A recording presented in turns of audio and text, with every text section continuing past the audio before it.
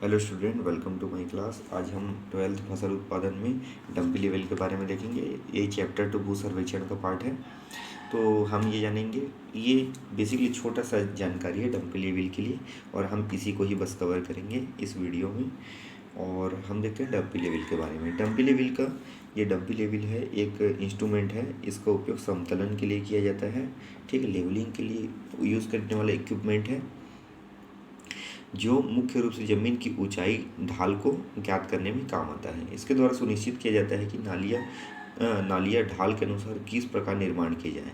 इस उपकरण की सहायता से खेत के ढाल तथा सीमावर्ती बड़े क्षेत्र का पता चलता है, ठीक है। जल निकास की अच्छी व्यवस्था के लिए तथा सिंचाई के लिए नहरों के निर्माण में यह बहुत ही उपयोगी है।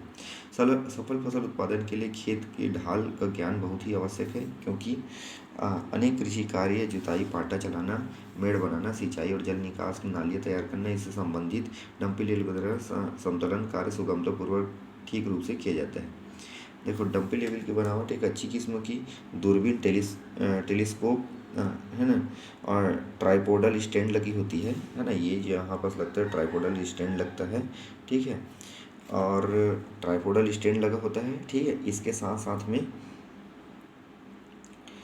साथ साथ ठीक है, तो ये सब लगे हुए रहते हैं। अब डंपी लेवल के कुछ हम लगने वाले पार्ट्स के नाम देखते हैं। तो देखो, ये आईपीस है, ये फ्रंट में लगा हुआ होता है। ये डायफ्राम स्क्रू है ना, स्क्रू होता है। लेवल ट्यूब लगा होता है इसमें, ठीक है। और फोकसिंग स्क्रू लगा होता है, और ये लेवल ट्यूब होता है। और टेलीस्कोप होता है, टेलीस्कोप से देखते हैं। और यहाँ पास एक क्रॉस बबल ट्यूब होता है, दो दो लगे होते हैं क्रॉस बबल ट्यूब इसमें, ठीक है। ये देखो, ये क्रॉस बबल ट्यूब है, इसी को एडजस्ट करते हैं इसमें डंपी लेवल में, ठीक है। किसी भी लेवलिंग जगह को देखने के लिए, ठीक है। फिर ये क्या होता है, जो फोकसिंग है ना, स्क्रू होता है, ये एडजस्ट होता है, ठीक है। और इसके अलावा इसमें जो ट्राइपोडल स्टैंड होता है, लेवलिंग हैंड होता है, ठीक है। इसको किसी एक जगह पर खड़े करते हैं, उसके बाद से खड़े करने के बाद से क्रॉस बबल ट्यूब को एडजस्ट करके देखते हैं, तो ये समतलन वाली जगह को देखा जा सकता है, ठीक है।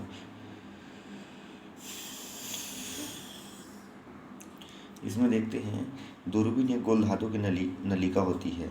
बहुत से भाग दृश्य के लिए लगे होते हैं, लेंस, क्रॉस हेयर्स इत्यादि। दूरबीन है ना, स्थिरता व मजबूती को समतलन बार से जुड़ी रहती है, ठीक है। इस यंत्र का बना होता है कि दूरबीन मध्य स्पिंडल के कक्ष में लंबवत होती है, ठीक है। ये सब चीज़ है। तो डंपी लेवल में इतना ही चीज़ जानना था आपको दरअसल में, इसके इक्विपमेंट्स के नाम और क्या बोलते हैं, किस चीज़ में उपयोग होता है, इसको हमको डंपी लेवल में जानना था, ठीक है।